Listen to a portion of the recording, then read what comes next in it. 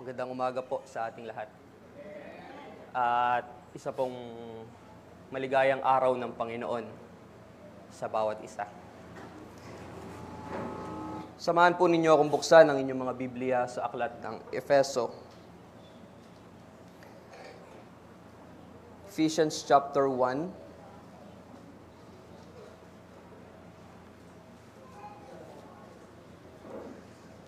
Ang ating pong babasahin ay verse 3 hanggang verse 14 bilang ating scripture reading. Ephesians chapter 1, verse 3 hanggang verse 14. Aking pong babasahin sa wikang Tagalog para mas maintindihan po nating lahat. Purihin nawa ang Diyos at Ama ng ating Panginoong Jesucristo, na siyang nagpapala sa atin kay Kristo ng bawat pagpapalang espiritual sa sangkalangitan. Ayon sa pagkapili niya sa atin sa Kanya, bago itinatag ang sanlibutan, upang tayo'y maging banal at walang dungis sa harapan niya sa pag-ibig.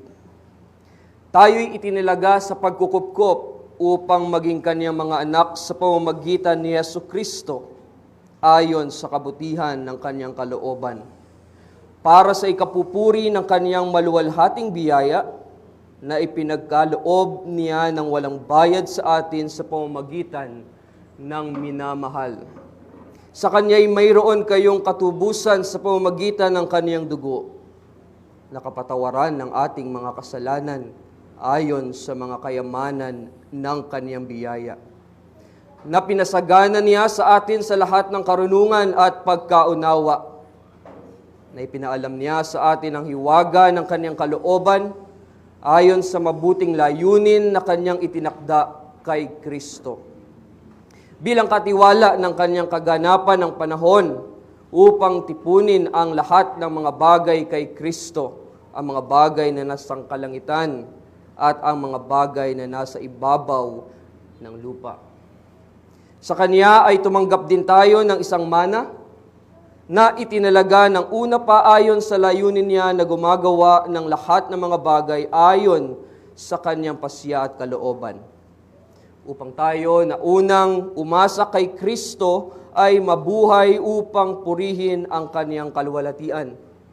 Sa Kanya'y kayo rin naman na nakarinig ng salita ng katotohanan, ang ebanghelyo ng inyong kaligtasan, at kayo na sumampalataya sa Kanya ay tinatakan ng ipinangakong Espiritu Santo. Siya ang katibayan ng ating mana hanggang sa ikatutubos ng pag-aari, sa ikapupuri ng Kanyang kaluwalhatian. Purihin ng Diyos sa ating binasa na Kanyang mga salita. Ang ating pong susing talata o yung ating key verse o yung ating bibigyan ng diin sa pangangaral na ito ay nasa verse 4 and 5. Verse 4 and 5. Ang sabi, ayon sa pagkapili niya sa atin sa Kanya bago itinatag ang sanlibutan, upang tayo'y maging banal at walang dungis sa harapan niya sa pag-ibig. Tayo'y itinilaga sa pagkukupkop upang maging Kaniyang mga anak sa pamamagitan ni Jesucristo, ayon sa kabutihan ng Kaniyang kalooban. Tayo po muna'y sumandaling manalangin sa Panginoon. Aming Diyos na makapangyarihan sa lahat, Ikaw ang Diyos na nagtatakda ng lahat ng mga bagay. Ikaw ang soberanong Diyos, makapangyarihan na ginagawa ang anumang iyong magustuhan para sa ikasisiya at para sa ikaluluwalhati ng iyong pangalan. O Diyos, samahan niyo po kami ng iyong banal na Espiritu. Kayo ang magpaunawa, magbigay sa amin ng karunungan, tunay na kung wala ka, kung wala ang iyong biyaya, ay wala kaming magagawa. Kaya, O Diyos, sa pangangaral na ito na aming mapapakinggan, kami nawa ay mapalakas, mapatatag ang aming mga kaluluwa. At dalangin namin na kami ay iyong kaawaan, na kami na isang makasalanan. Higit naming kailangan ng iyong biyaya, ang iyong kapatawaran, ang iyong kahabagan. Kayo, O Diyos, ang maluwalhati. Marinig namin ang tinig ng aming Panginoong Hesukristo. At kami patawarin mo sa lahat ng aming mga kasalanan. Linisin kami ng iyong banal na dugo. Ito ang aming panalangin sa pangalan ni Jesus. Amen. Si Apostol Pablo ay hindi sumulat sa mga taga-Efeso upang kaniyang lutasin ang isang napakalaking problema. Sa halip, siya'y sumulat sa mga mananampalataya sa Efeso upang matulungan silang manatiling matatag sa kanilang pananampalataya. Halos 3 taon siyang nagturo at nag-alaga sa mga mananampalataya doon. Sa ilan sa mga taga-Efeso at gusto ni Pablo na kaniyang tiyakin, siguraduhin na patuloy silang naglilingkod sa Panginoon. Patuloy silang sumusunod kay Hesukristo. At ganito ang hangad natin. Ganito ang mensahe na nais nating dalhin. Gusto nating mangyari sa bawat isa sa atin na sa pamamagitan ng salita ng Diyos, salita mismo ng Diyos, sa biyaya ng Diyos, lalo pa tayong tumatag, lalo pang lumago ang ating pananampalataya. Na ang pananampalatayang iyan ay hindi galing sa atin, hindi nagmula sa atin. Ito'y galing sa Diyos. Ito'y mula sa Diyos. Ito'y kaloob sa atin ng Diyos. At nawa sa ating mensahe ay makapagpatuloy tayo na naglilingkod sa Diyos. Nakapagpapatuloy tayong makilala ang ating Panginoon at tagapagligtas na si Hesukristo. Dahil dyan tayo tinawag ng Diyos, ang makilala ang ating tagapagligtas. Mga minamahal, maraming Kristiyano ang naniniwala sa sovereignty of God o ang pagkasoberano ng Diyos. Nga lang, hindi nila ito dibdibang pinaniniwalaan. Kumbaga, ito'y sa kanilang mga bibig lamang. Pag sinabi nating sovereign ang Diyos, simple lang, ang Diyos ay Diyos. Exclamation point. Ang Diyos ay Diyos. Siya'y Diyos. Sabi ng Psalms chapter 115 verse 3, kung kayo po may dalang Biblia, pakibuksan po ninyo sa Psalm 115 verse 3, na ang sabi, ang aming Diyos ay nasa mga langit. Kaniyang ginagawa ang anumang kaniyang kagustuhan. Narinig ko kanina yung ating leader. Sabi niya, ilabas ninyo ang inyong mga Biblia at ilabas ninyo ang inyong mga notes. Paki-note po ninyo yung Psalm 115 verse 3. Napakahalaga po niyan sa ating pag-aaral ngayong umaga. Nang sinabi ng salita ng Diyos, again, I repeat, Kaniyang ginagawa ang anumang Kaniyang kagustuhan. Ginagawa ng Diyos ang anumang Kaniyang magustuhan. Ang Diyos ay soberano. God is sovereign. At soberano siya sa paglalang, sa creation. Soberano rin siya bilang Diyos ng probidensya. Kaya hindi lang siya mabuti sa mga magagandang bagay na nangyayari sa atin. Mabuti rin ng Diyos kapag may dumarating na pangit, tila hindi magandang nangyayari sa atin. Yun ang kanyang ibig, yun ang kanyang kagustuhan. Yan ang Diyos na soberano. At soberano rin ang Diyos sa mga anghel at mga demonyo. Soberano rin ang Diyos sa kasalanan. Minsan, pati ang kasalanan ay gagamitin ng Diyos upang ihatid ang tao sa kaligtasan. Upang ihatid ka niya sa kaligtasan. At soberano rin ang Diyos pagdating sa kaligtasan at kapahamakan. Note natin yung panghuli na sinabi ko na ang Diyos ay soberano rin pagdating sa kaligtasan at kapahamakan. Kaligtasan at kapahamakan. Makikita natin sa Biblia na ang Diyos ay soberano. Soberano siya dahil siya ay pumili ng iilan para sa kaligtasan at para sa kapahamakan. Pumili ang Diyos ng iilan, hindi lahat ng tao,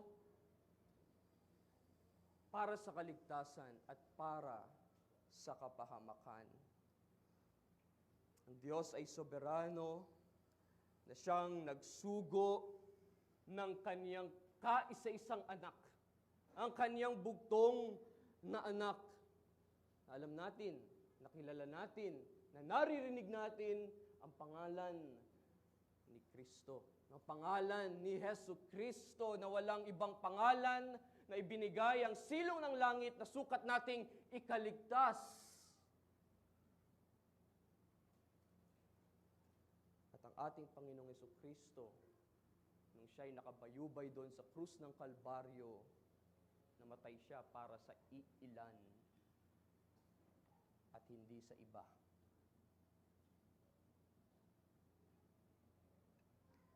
Makikita rin natin sa salita ng Diyos na ang Diyos ay soberano na nagkaloob ng pananampalataya sa atin at hindi sa iba. Kaya salamat at papuri sa Panginoon na tayo binigyan ng Diyos ng pananampalataya. Ang iba wala.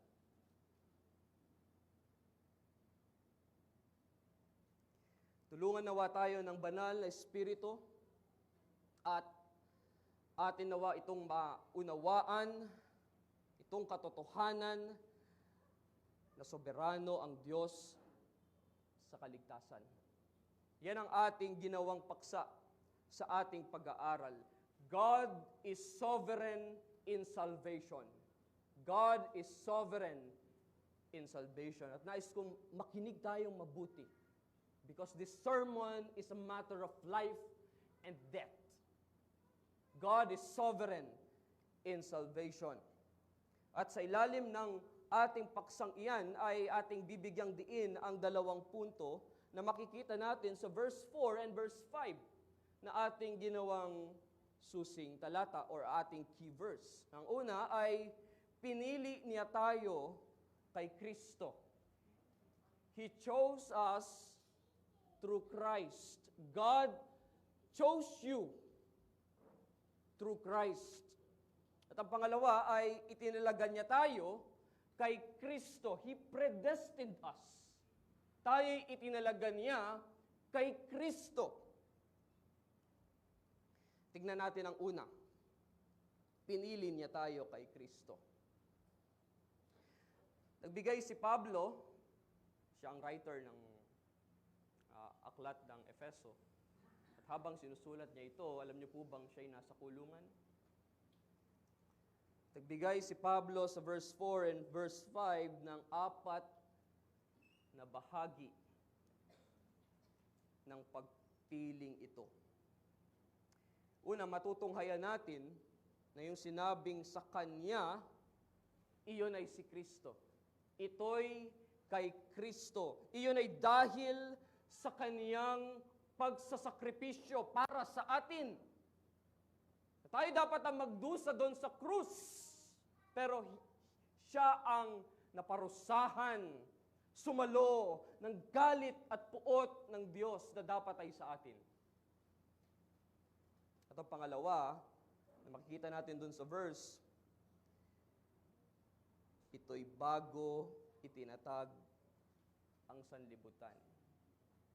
Bago itinatag ang sanlibutan. Iyon ay mula sa walang hanggan. Bago pa mailagay ang mga pundasyon sa lupa, ang sabi, pinili tayo ng Diyos bago pa maitatag ang sanlibutan. At ang pangatlo, hindi po pwedeng walang layunin. Hindi po pwedeng walang goal. Ang pagpiling iyan ng Diyos. Ano yung goal? Ano yung layunin na inilagay sa salita ng Diyos? Upang tayo'y maging banal. Upang tayo'y maging banal at walang dungis sa harapan niya. Sa harapan ng Diyos.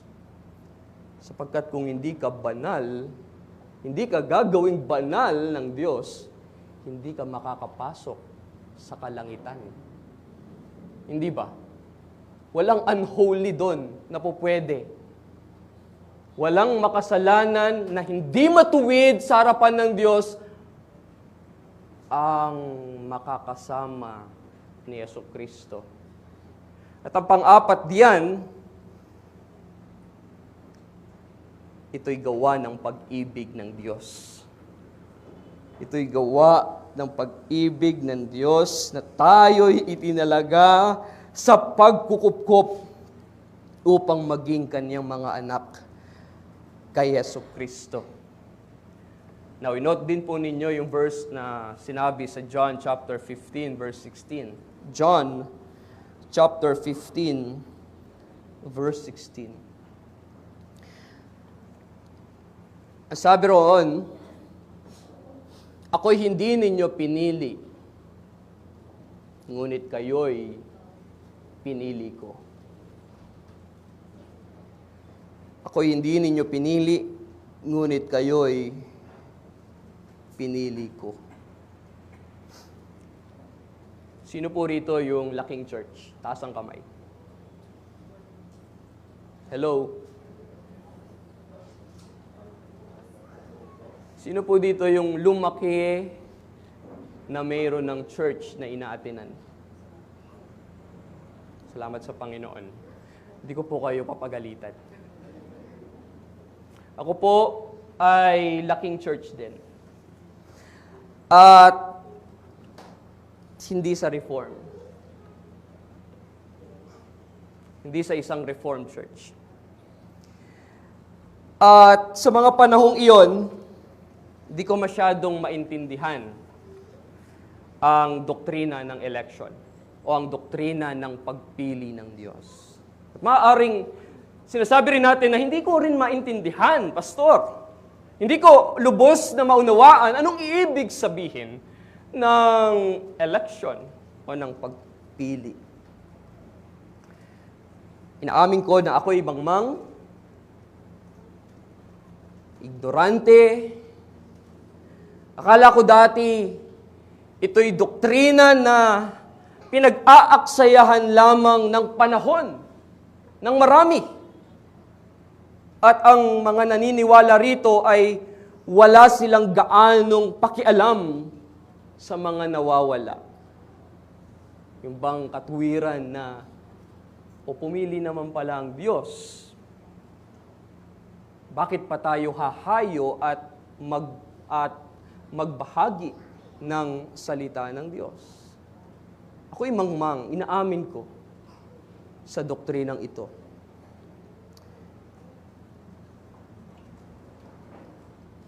At ngayon sinasabi ko na ito'y hindi salita ni Pastor. Ito'y hindi salita ni John Calvin. Ito'y hindi salita ni John MacArthur. Ito'y hindi salita ni R.C. Sproul. Ito'y hindi salita ni Martin Luther or sino mang magagaling sa theology or sino mang tao na kilala natin na mahusay sa pag-interpret ng salita ng Diyos. Hindi sila ang nagsabi nito. Ang nagsabi nito mismo ay ang ating Panginoong Jesucristo.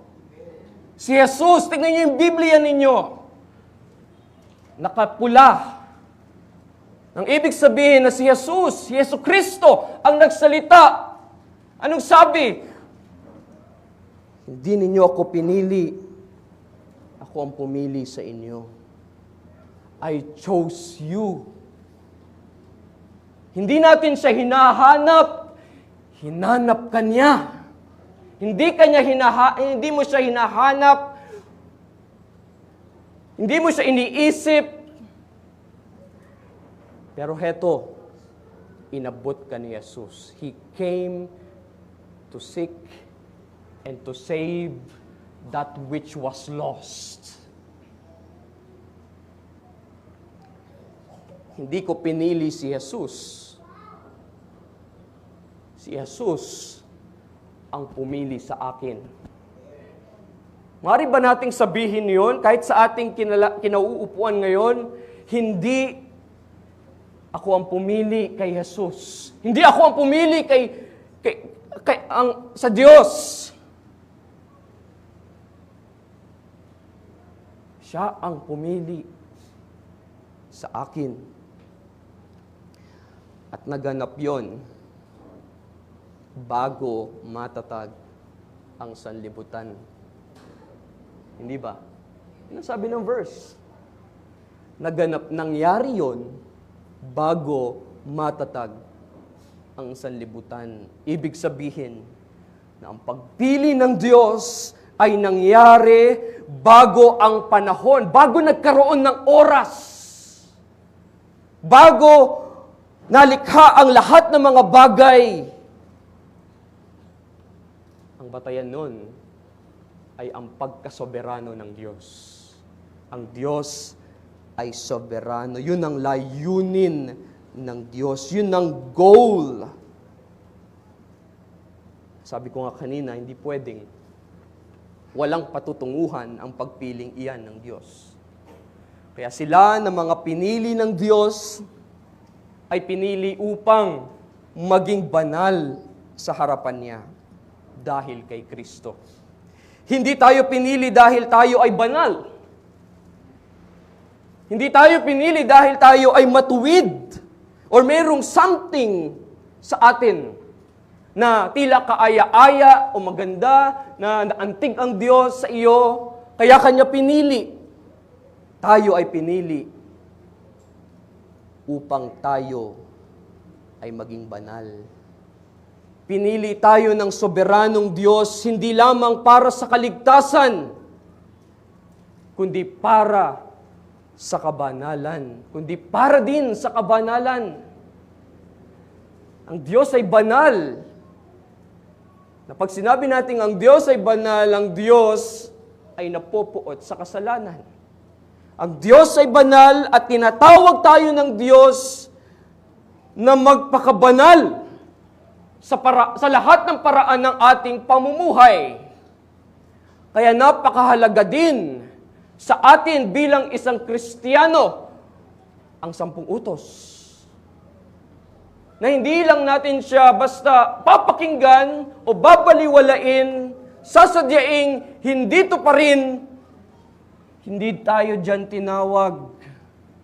Tayo yung mga anak ng Diyos na nagmamahal kay Kristo. Di ba sinasabi natin? Sinabi mismo ni Kristo, if you love me, anong kasunod? Keep my commandments. Kaya yung post natin minsan sa Facebook, sinasabi natin, I love you, Lord.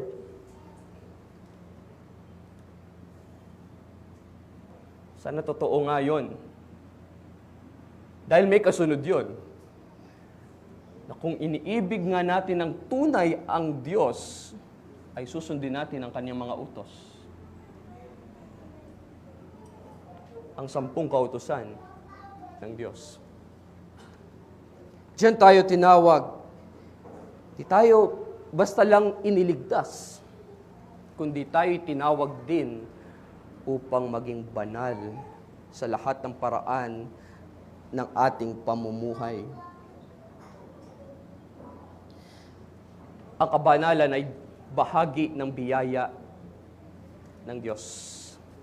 Bahagi siya ng kaloob na biyaya ng Diyos sa atin sa kaligtasan. Pinili ka niya, pinili niya ako, pumili siya ng ilan upang tayo'y maging banal at upang ating makapiling siya magpakailanman.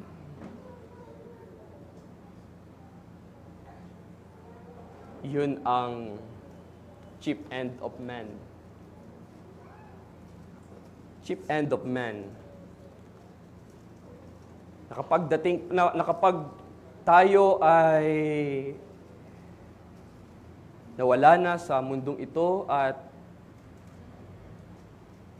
tayo'y nasa kaharian na ng Diyos, tayo'y nasa langit na bayan na, tanong ko ito sa inyo, sino ang hahanapin mo? Ano ang hahanapin mo pagdating mo sa langit? Ang mga lantay, ang mga ginto ba doon? Mga perlas? O si Jesucristo mismo? Dapat si Kristo ang nanaisin nating makita pagdating natin doon. Sapagkat siya ang siyang sa atin ay tumubos at nagligtas sa atin sa lahat ng ating mga kasalanan. At dahil sa pag-ibig, at dahil sa kanyang pag-ibig,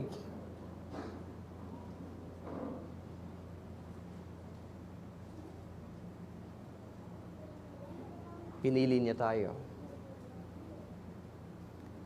Kaya pagka narinig natin yung salitang election, hindi ito dapat nating itanggi or kamuhian.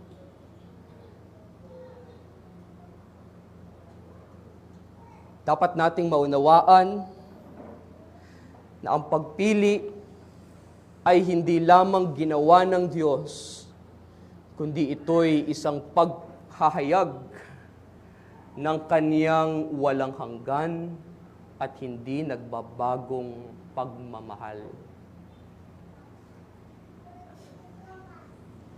Yun ang makita natin. Yun ang maunawaan natin. Kaya mayroong election. Dahil ito'y kapahayagan ng Diyos, pinapakilala nito sa atin kung sino ang Diyos, na ang Diyos ay mula pa sa walang hanggan, hanggang sa walang hanggan. God is eternal. And God is unchanging God, immutable God. Ang Diyos ay hindi nagbabago. Siya ang Jehovah, na siyang noon, ngayon, at magpakailanman. First, last, Omega, Alpha and Omega. Siya ang Panginoon ng mga Panginoon, Hari ng mga hari, Diyos ng mga Diyos.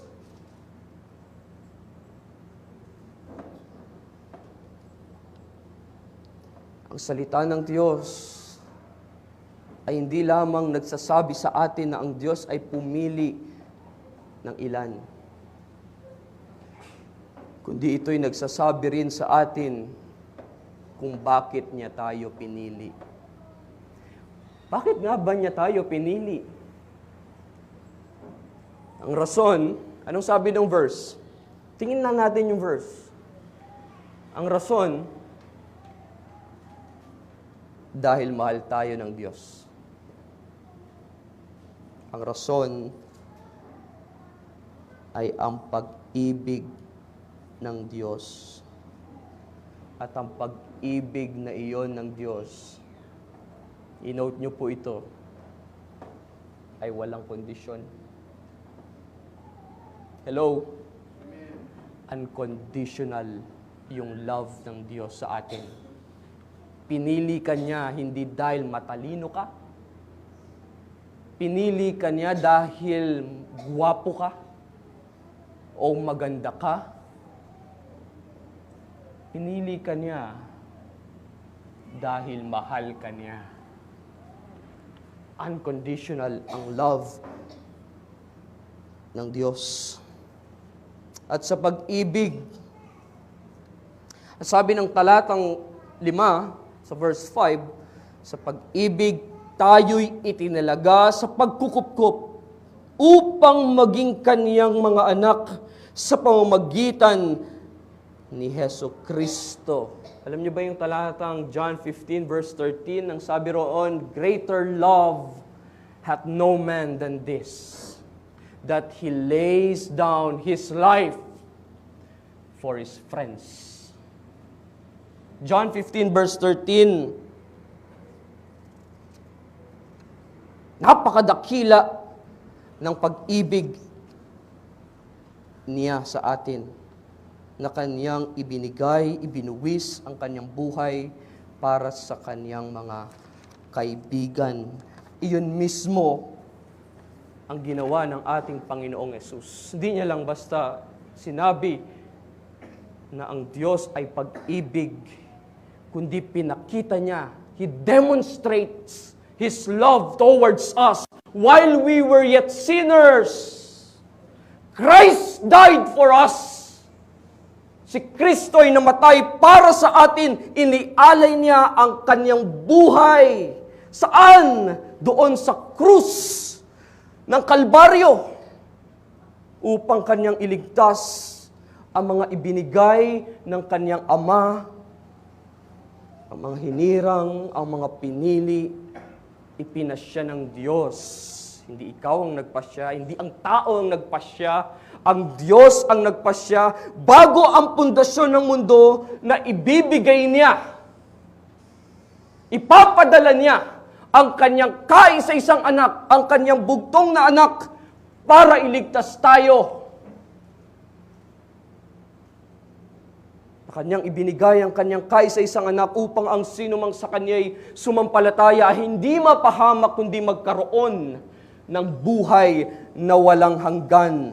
Sabi ng Ephesians chapter 2 verse 4 and 5. Ephesians chapter 2 verse 4 and 5. Ngunit ang Diyos palibhasa'y mayaman sa awa dahil sa kanyang malaking pag-ibig sa atin.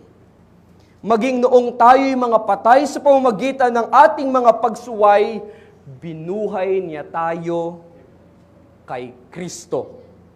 Amen?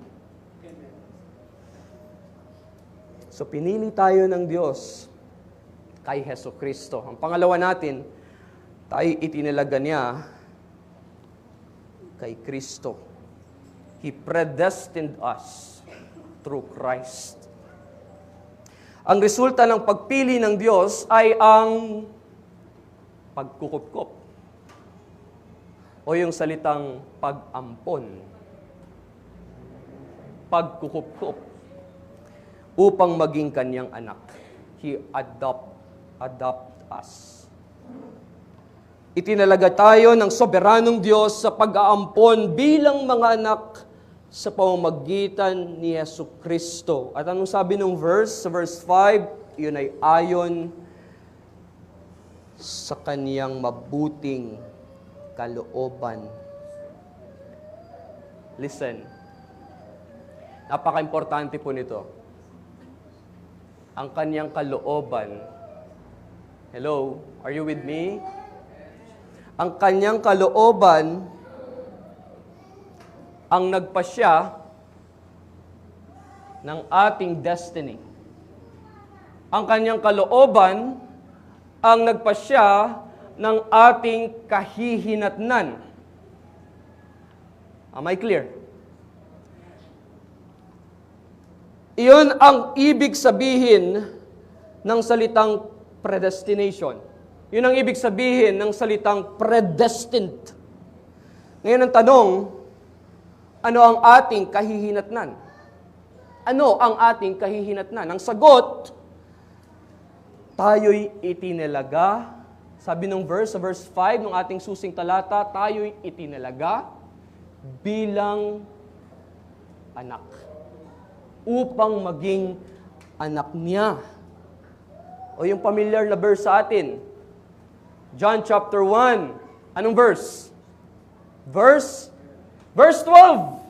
But as many as receive Him, to them gave He power to become the sons, children of God. John chapter 1, verse 12, tayo binigyan ng karapatan, binigyan ng kapangyarihan na maging ano? Maging anak ng Diyos. Sabi sa Galatians chapter 4, verse 6 to 7, Galatians chapter 4, verse 6 to 7, ang sabi doon, at sapagkat kayo'y mga anak, isinugo ng Diyos ang Espiritu ng Kanyang anak sa ating mga puso na sumisigaw, Aba, Ama. Kaya hindi ka na alipin, kundi anak. At kung anak, ay tagapagmana.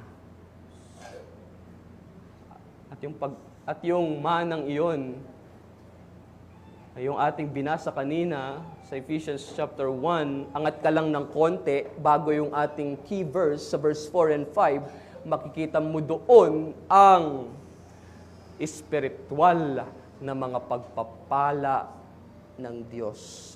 At eventually, ang mana, ang pinakamana mo ay si Yesu Kristo at para makasama mo siya sa langit na bayan.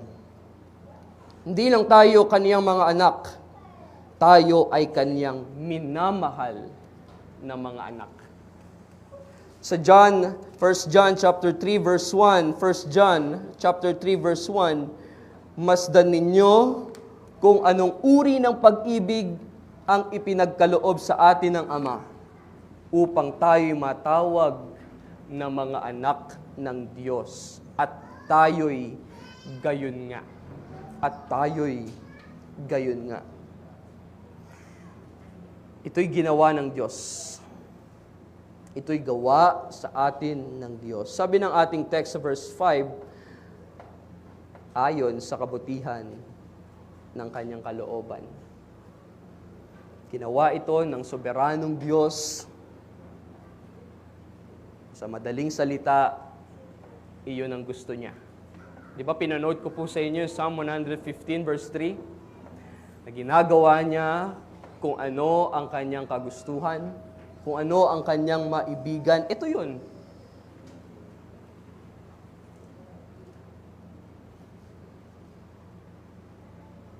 Dahil ito ang nagbibigay sa kanya ng kasiyahan. Naalala ko na napakinggan na ninyo yung talata or yung sa sermon na isa sa ating mga pastor na nag-preach dito, yung sa Isaiah chapter 41 verse 10. At may note din po ninyo kasama yan sa sovereignty of God. Isaiah 46 verse 10 na nagpapahayag ng wakas mula sa pasimula at mula ng mga unang panahon ng mga bagay na hindi pa nangyayari na nagsasabi, ang layunin ko ay maitatatag at gagawin ko ang lahat ng aking kaligayahan. Lahat ng aking kaligayahan. God, in eternity past, chose you for a destiny. And that destiny was to become His child. Hindi lang basta anak, minamahal na anak. Tandaan nawa natin na hindi tayo pinili ng Diyos dahil tayo ay karapat-dapat na maging anak niya. Kundi anong sabi sa atin ng text, muli sa verse 5, tayo'y itinalaga sa pagkukupkop upang maging anak sa pamamagitan ni Jesucristo. Sa pagdurusa at kamatayan ni Kristo doon sa krus, ay naglaan ang Diyos ng legal na batayan para sa ating pagiging anak. Dahil wala naman tayong karapatan sa pagmamahal ng Ama, sa Kanyang pag-iingat, sa Kanyang pangangalaga, wala.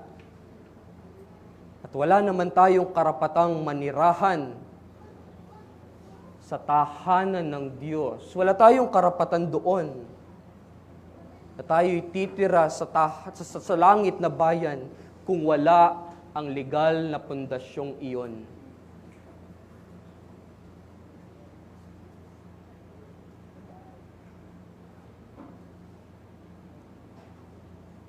Iyon ang ating adoption papers.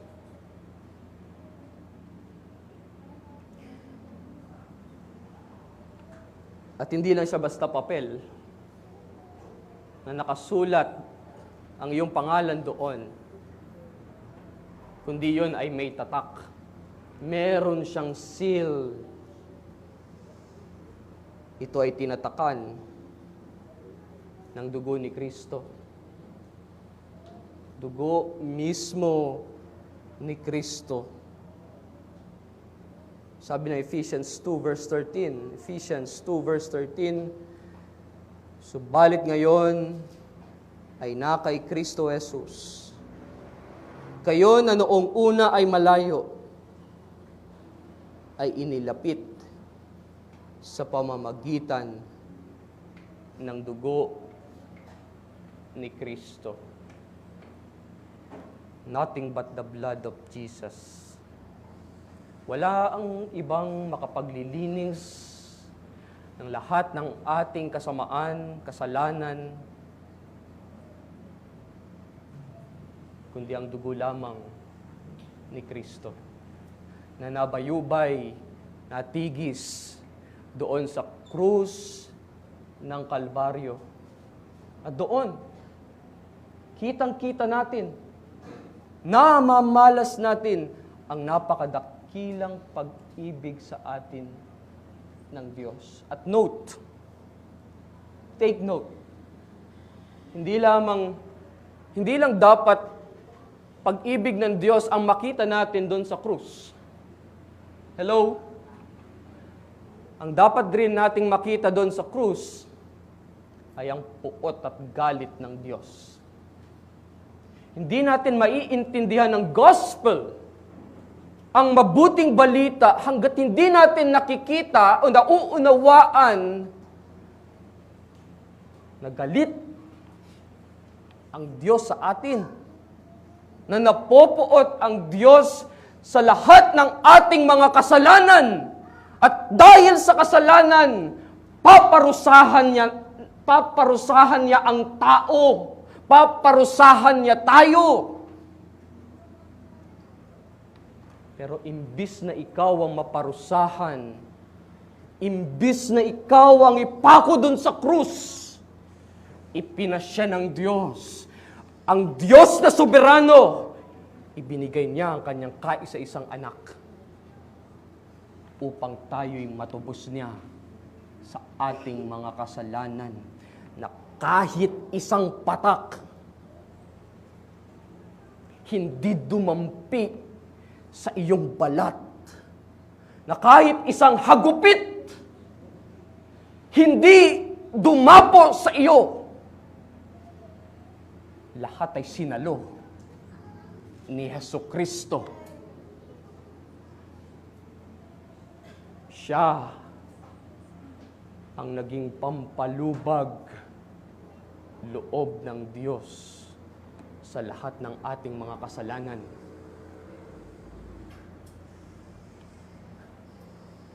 Pampalubag loob.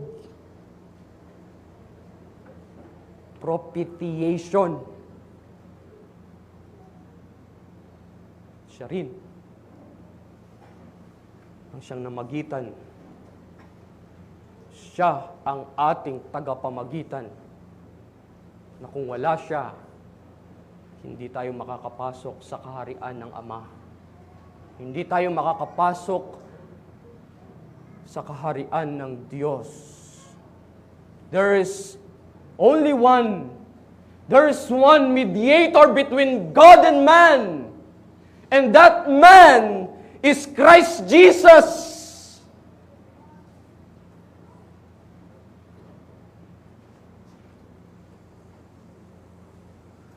Sabi ni Jesus, ako ang daan, ang katotohanan, at ang buhay. Walang sino mang makaparoroon sa Ama, kundi sa pamamagitan ko.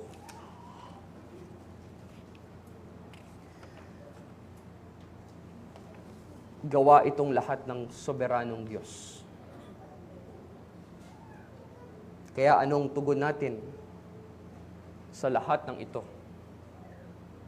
Paano tayo tutugon sa napakadakilang pag-ibig ng Diyos sa atin? Ang tugon natin, napakaganda nung sinabi sa 2 Thessalonians chapter 2 verse 13. 2 Thessalonians chapter 2 verse 13. Ngunit kami ay dapat laging magpasalamat sa Diyos dahil sa inyo, mga kapatid na minamahal ng Panginoon, sapagkat hinirang kayo ng Diyos, sapagkat pinili kayo ng Diyos bilang unang bunga sa kaligtasan sa pamamagitan ng pagpapabadal ng Espiritu at pananampalataya. Kaya ang tugon natin ay ang magpasalamat sa Kanya. Magpasalamat sa napakadakilang pag-ibig na ipinakita niya sa atin. Hindi ka namin pinasasalamatan, base dun sa text na ating binasa, hindi kami nagpapasalamat sa iyo dahil matalino ka. Nagpapasalamat kami sa Diyos dahil pinili ka ng Diyos. At pinili ka ng Diyos bago pa matatag ang sanlibutan, bago pa magsimula ang panahon para sa kaligtasan upang maging Kaniya. Kaya salamat sa Diyos dahil ikaw ay isang Kristiyano, dahil pinili ka ng Diyos. Ako ay isang Kristiyano dahil bago ang pagkakatatag ng mundo, mula sa eternity past, pinili ng Diyos na italaga ang Kanyang pag-ibig sa akin at sa Kanyang biyaya. Siya'y nagkaloob sa akin ng pananampalataya upang ako'y sumampalataya sa tinapos na gawa ni Kristo para sa akin doon sa krus ng Kalbaryo. Yun ang ebanghelyo na nagliligtas.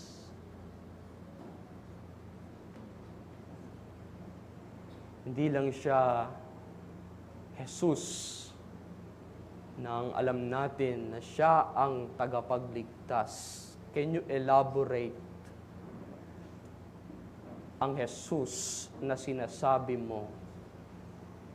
Ang Jesus ay mula pa sa walang hanggan, isinugo ng Diyos, ipinanganak ni Birheng Maria lumaki, nangaral, nagpagaling ng mga may karamdaman, bumuhay ng patay, ilitis, dinuraan, binugbog, ipinako sa krus para mamatay sa kaniyang mga pinili.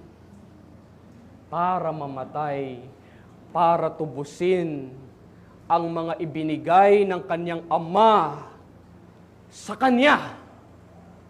May ibinigay ang Diyos kay Jesucristo upang Kanyang tubusin.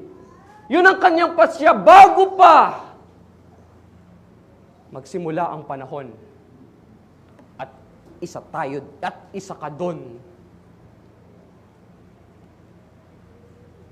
Hindi lang siya basta namatay, siya'y muling nabuhay.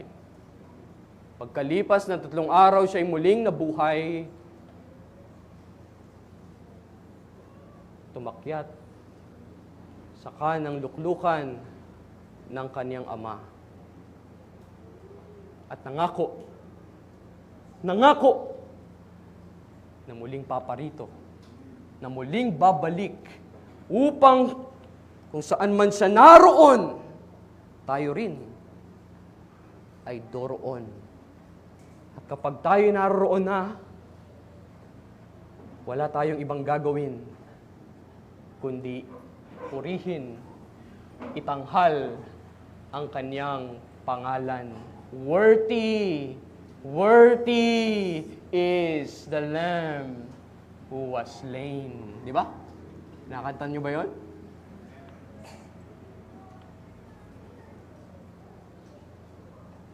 Siya'y karapat-dapat na purihin, luwalhatiin, dahil sa pagliligtas na Kanyang ginawa para sa atin.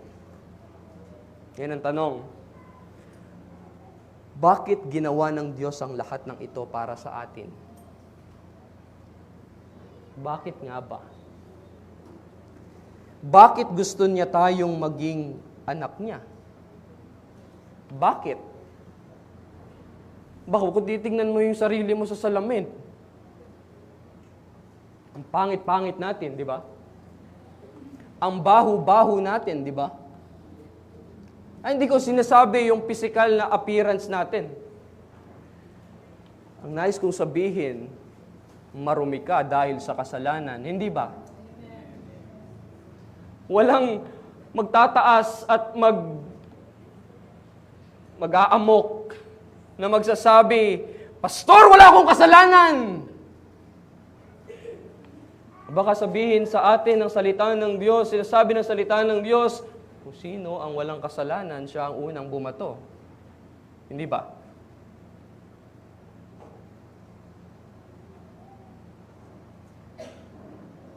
Bakit nga ba ginawa ng Diyos ang lahat ng ito? At bakit niya ninais na tayo'y maging anak niya? Ang sagot, nasa verse 6. Balik tayo doon sa ating key verse. Ephesians chapter 1, verse 6. Ang sabi ron,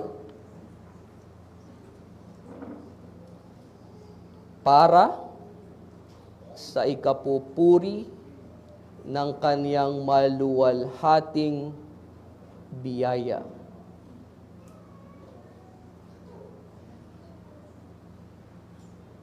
Para purihin ang Diyos. Mapuri ang pangalan ni Jesus.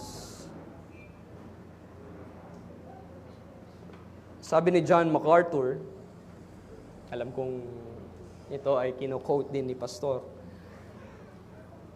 And I quote, sabi niya, listen, I chose and preordained the body. Pag sinabing body, yun ang church. The body of Christ. God chose and preordained the body before the foundation of the world in order that no human being could boast or take glory for himself. but that all the glory might be His. Salvation is not partly of God and partly of man, but entirely of God. Entirely of God. Ang lahat ay sa Diyos. Now, to guarantee that, sabi niya, every provision and every detail of salvation was accomplished before any human being was ever born, or before an earth was formed on which he could be born. The ultimate reason for everything that exists is the glory of His grace, para sa kaluwalhatian ng Kaniyang biyaya. So lahat ng ito, tandaan natin, lahat ng ito ay gawa ng biyaya sa atin ng ating soberanong Diyos. Kaya ang lahat ng kaluwalhatian, ang lahat ng kapurihan ay sa Kanya lamang. Soli Deo Gloria. Alam po ba nila yan, Pastor? In Latin, di ba? The 5 solas of the Reformation. Hello? Sola Scriptura, Sola Gratia, Sola Fide, Solus Christus. Ano yung panghuli? Yung sinabi ko kanina. Soli Deo Gloria. Sa English, ano ibig sabihin? To God be the glory. Glory alone. Alone. Wala sa tao. Kahit sino. Wala dapat. 0%. Lahat. 100% sa Diyos lang.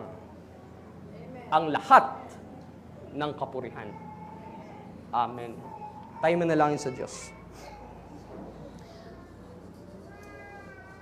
Aming Diyos na makapangyarihan sa lahat, Ikaw ang Diyos na soberano,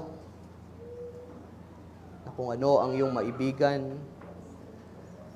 ay siya mong ginagawa. Salamat sa iyong pag-ibig sa amin.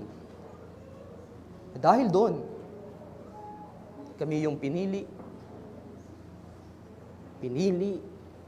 upang kami maging anak mo. Na kami hindi karapat-dapat sa lahat ng ito. Iyon ay biyaya mo sa amin. That is the undeserved favor. Kaya, wala sa amin, wala sa kanino paman ang kaluwalhatian, kundi sa iyo lamang. Ingatan niyo po, O Diyos, ang mga salita na aming napakinggan at ito nawa ay maitanim sa aming mga puso at magbunga ng higit na pagpapasalamat sa amin sa lahat ng iyong kabutihan, sa lahat ng iyong ginawa para sa amin, higit sa lahat doon sa krus ng Kalbaryo na iyong inialay ang iyong kaisa-isang anak para kami ay maligtas. Sa iyo po lahat ng kapurihan, pasasalamat na po aming dalangin sa pangalan ni Jesus. Amen.